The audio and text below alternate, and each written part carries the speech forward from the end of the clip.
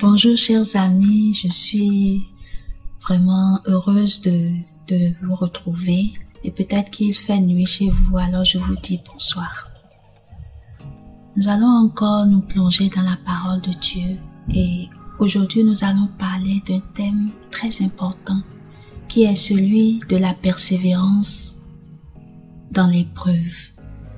Et nous allons en parler pour montrer pourquoi il est important de persévérer en tant que chrétien. Nous allons parler de la récompense qu'il y a dans la persévérance dans l'épreuve. Et je vous invite à prier avec moi. Père, nous te disons merci. Merci pour tes projets de paix et de bonheur que tu fais pour nous. Tu nous as fait des projets pour nous donner un avenir plein d'espérance. C'est pourquoi, malgré les vents qui soufflent autour de nous, nous ne perdons pas espoir, parce que nous savons ce que tu nous as promis. Merci de renouveler notre joie, de renouveler notre intelligence, alors que nous cherchons à comprendre cette récompense qui s'attache à notre persévérance à te suivre. Au nom de Jésus, nous avons prié.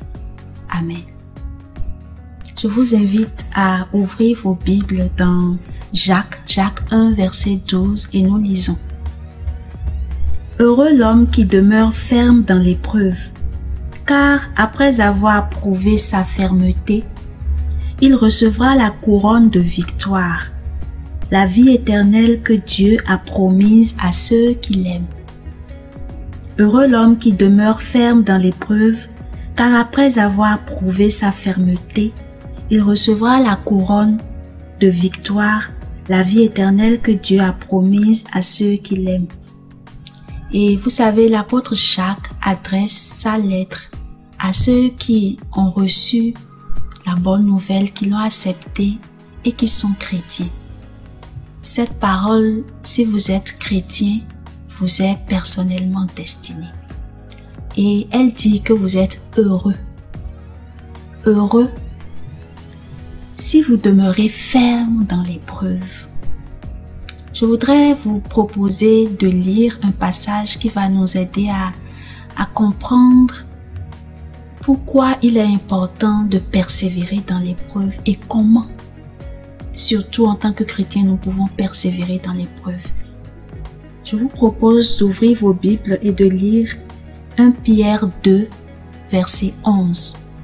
Il dit: « Je vous y encourage, très chers amis, vous qui êtes des immigrés, des gens de passage sur cette terre, tenez-vous à l'écart des penchants mauvais qui font la guerre à votre être.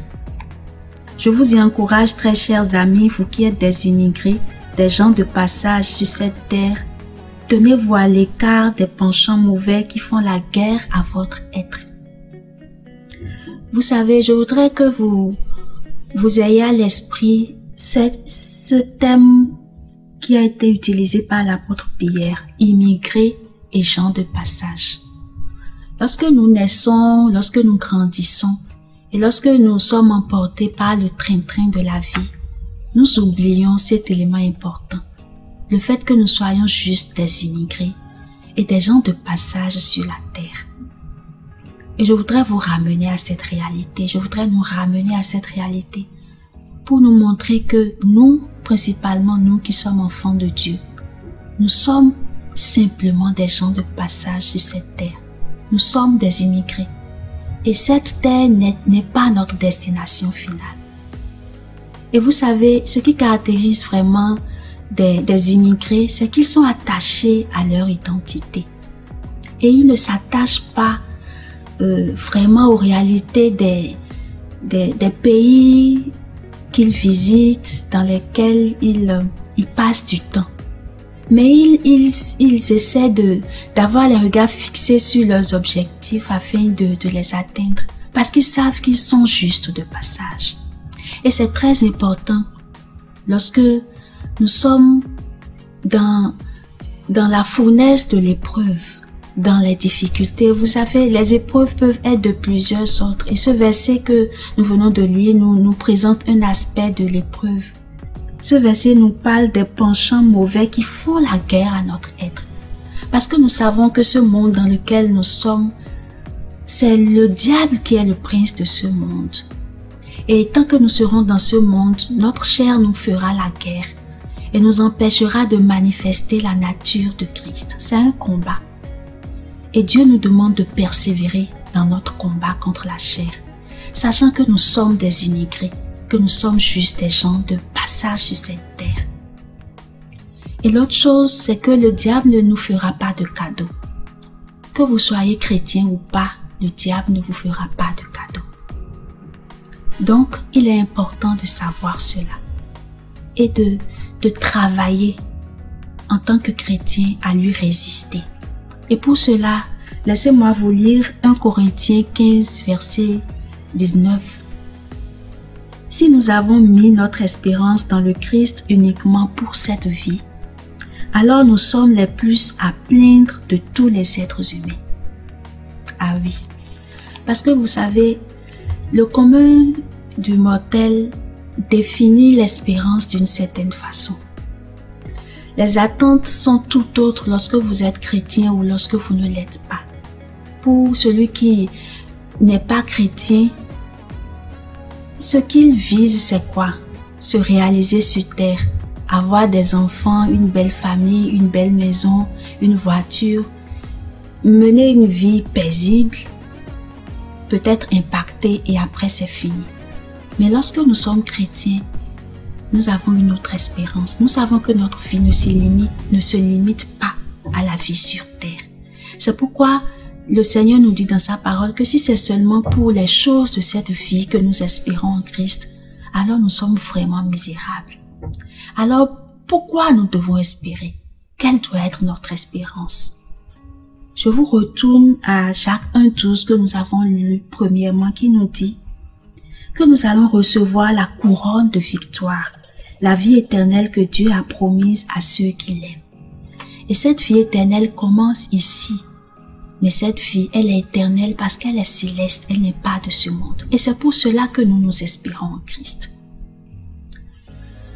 Enfin, 1 Corinthiens 15, le verset 58 nous dit quelque chose de très important et je suis sûre, vous serez encouragés, fortifiés lorsque vous allez vraiment vous approprier ce passage-là. Lisons-le ensemble.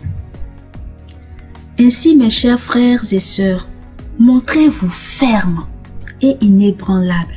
Soyez toujours plus actifs dans l'œuvre du Seigneur, puisque vous savez que la peine que vous vous donnez en union avec le Seigneur n'est jamais perdue. Et je voudrais te dire que ta peine n'est pas vaine.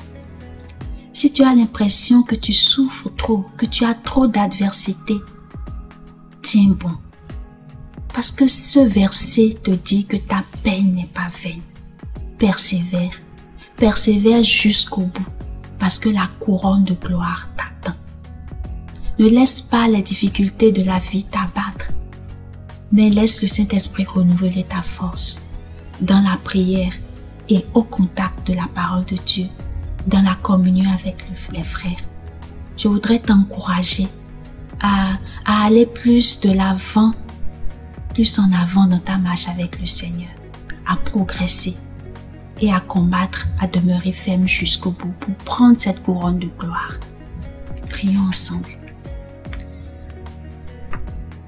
Père, toi tu vois toutes choses, tu connais toutes choses et tu sais toutes choses.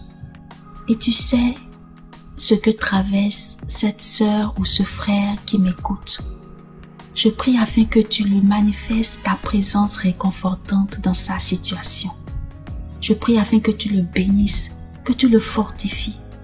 Et s'il faiblit, s'il se décourage, je prie afin que tu renouvelles son courage, que tu lui donnes de tenir ferme jusqu'au bout, afin qu'au dernier jour, nous puissions tous prendre cette couronne de gloire que tu nous as réservée. Merci pour cette espérance que nous avons en toi. Merci parce que notre combat ne sera pas vain. Et je voudrais te dire à toi, qui peut-être ne te retrouve pas dans tous ces mots-là, parce que tu ne crois pas en ce Jésus dont nous parlons. Essaie ce Jésus et tu ne seras pas déçu. Il t'attend et il t'aime. Merci de m'avoir écouté.